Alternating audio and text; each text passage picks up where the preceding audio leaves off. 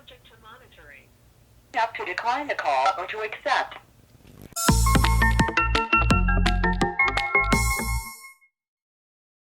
Hi guys, this is Ro. Welcome back to my channel. We are doing a Q&A with Adam today. Yay. I was a little bit distracted on this video. I am being a fur aunt. Let's see if I can get the pups. Every time I pick him up, he nervous pees. So let's see. Say hi, Utsy Butsy. Look how cute this little fur baby is. Oh, I'm a fur auntie. Say hi. So I guess I'll put this in the beginning, not the end of the video.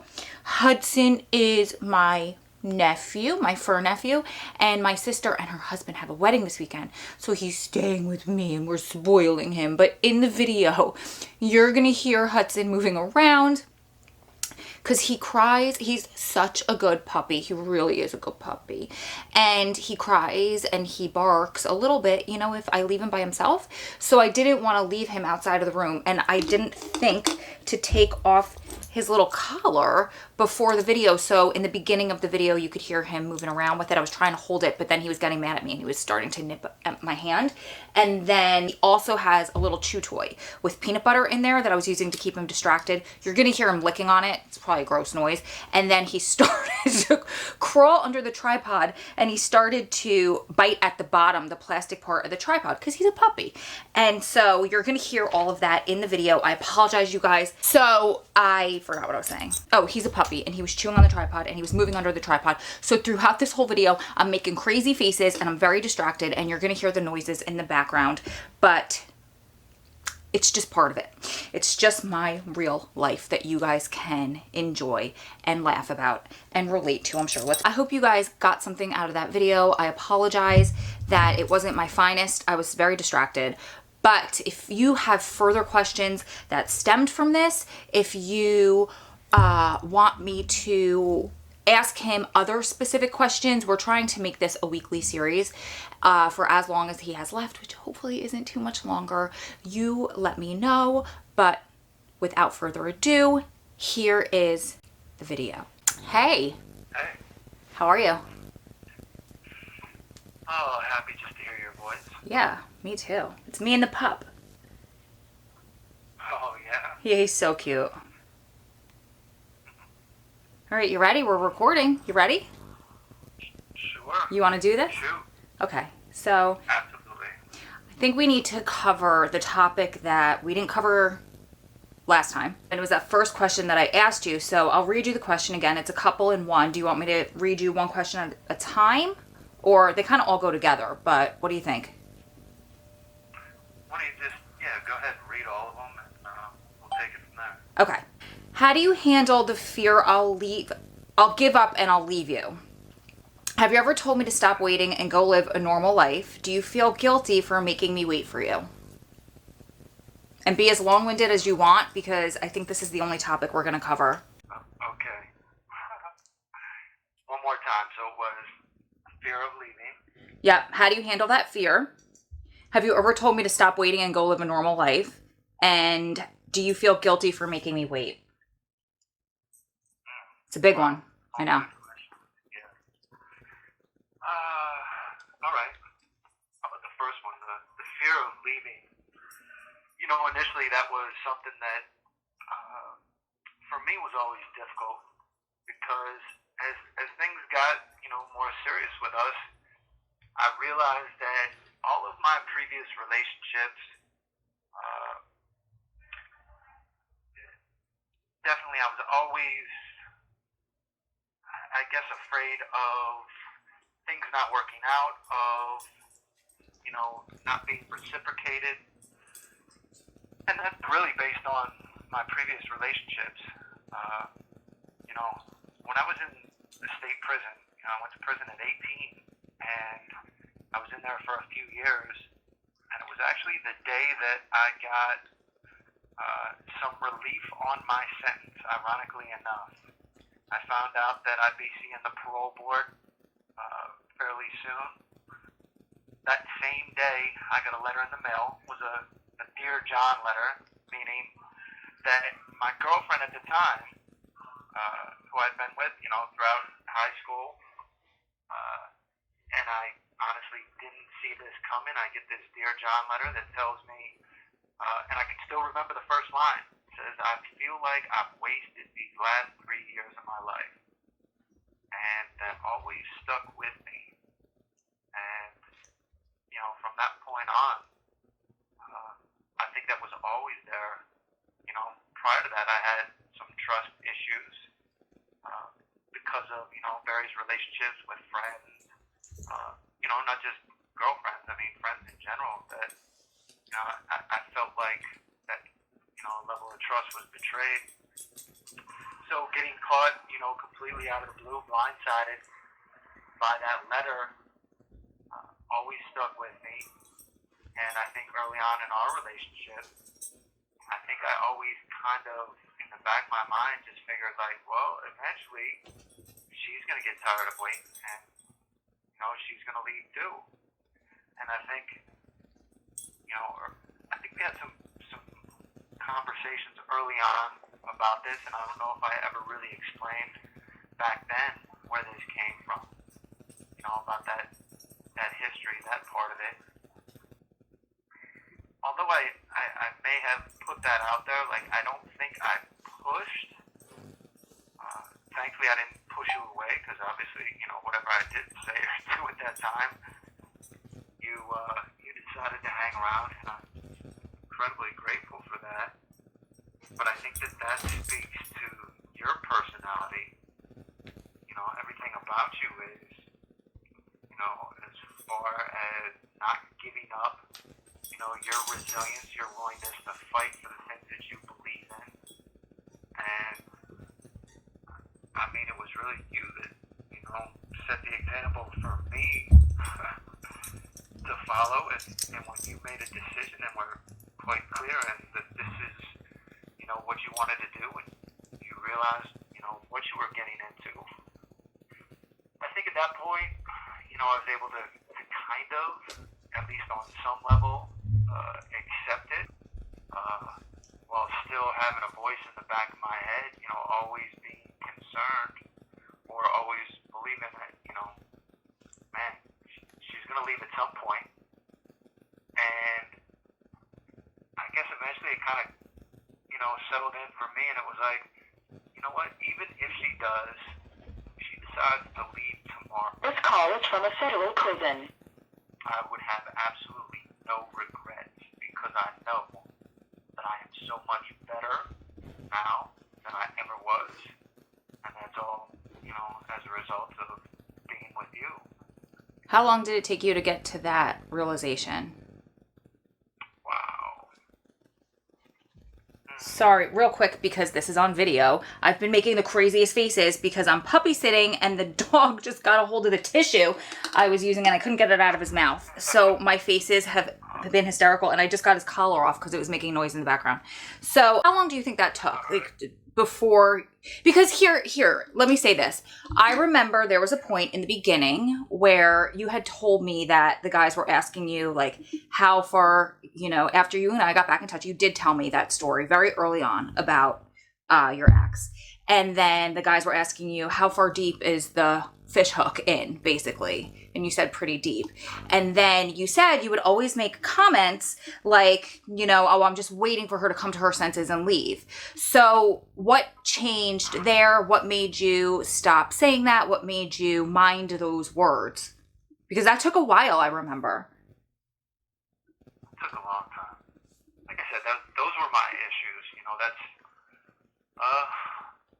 my difficulty trusting people and really, just, I guess, allowing myself to believe. And I gotta be honest, it didn't help listen, I had questions from family members. Of course. People that I know they love me, right? But when they question me and they're like, wow, like, she's really still with you? Like, You got a bad reputation or something? I can hear, like, the skepticism in their voice, like, why would she stay with you? And I'm like, damn. Well, if they don't believe it, like, so yeah, that was always a challenge, and I guess it was just over time. Like, over time, our communication, being able to develop that level of trust, and Yeah. But having said that, let me just clarify one thing. What? Because to this day, and this is something that I will never get over, I mean, I still feel guilty on all sorts of different levels of, well, let's say this, I feel responsible. Can I just interrupt for 1 second before you go further with that? Just to touch on a thought you just said, because I want to close that. So I get a lot of people who come to me, and especially women who either met him while he was already inside. It's most of those, or people who rekindled their relationship or, refound each other while they were inside, whether they had a relationship or not. And a lot of them do feel upset and angry, or like there's something wrong with them when his family member or her family member, whoever's the person on the inside, is a little bit skeptical of them. And I always refer back to the story you just told about even like your parents, like for my first visit with your mom, like how she was very skeptical of me. And I think that's warranted, because what in their minds, they love you so much. And what does a girl like me, who, I don't mean to be batting myself on my back, but I have a lot going for me, want from you? So I think that's normal. I don't think people should get upset by that. I don't think that they should be allowed to, or allow somebody to speak to them in a manner that they shouldn't be spoken to or disrespected, but I think that's part of it, and not to get their feelings hurt. Okay, I'm sorry. Let's go back to the guilt. That's really important. I just wanted to close that thought. Yeah, no, I want to kind of pick up where you just left that and say this as well. That honestly, one of the things that I see is that a lot of people, to see someone in a relationship like ours, to see us happy, raises a lot of insecurities in other individuals out there, in so-called conventional relationships where they're not happy. And, they figure like, well, if I can't be happy in what I'm doing, with my life, how could this person, with all these additional challenges to their relationship, how could they possibly be happy? Yeah. So there's some judgment there, and I get it, but it doesn't make it easier when it's coming from, the people that you love. Mm-hmm. Okay, let's go back to the guilt. Sorry, go ahead. What's your favorite quote? Get to the guilt. I'm watching the timer and I'm freaking out because I know people will get mad at me for interrupting you and not letting you touch on that. I got it. I'll get back to it. I just want to hit one of my favorite quotes. This call is from a federal prison. It's from Stephen Covey, right? It's that quote about love. Love is a verb. If you ever want to see love, look at the way that the mother will sacrifice for her child. And one of the things that always comes to my mind is the sacrifices that you make for our relationship. Whenever you talk about coming to visit, you're like, hey, is next weekend a good weekend? I'm like, really? Like, what do I have to do to get ready for a visit with you? You're the one that's got to drive all the way here, go through all the additional planning and aggravation.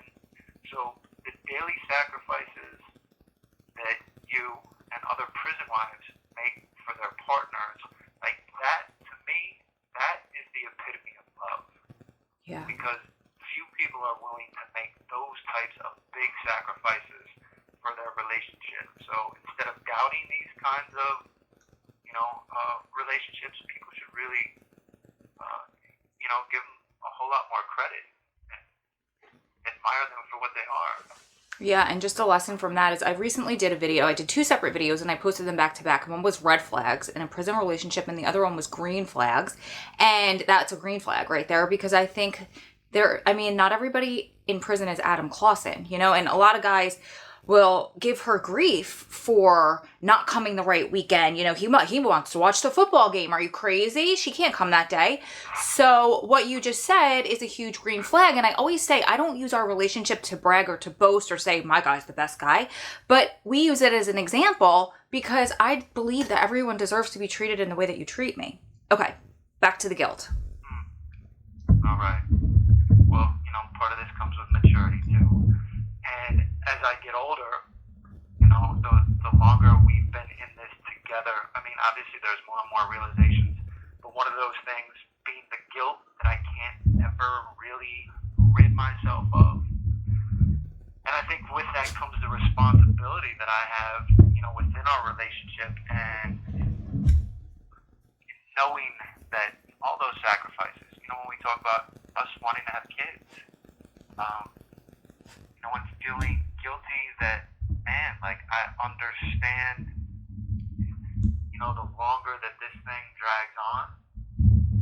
much that weighs on you, and I don't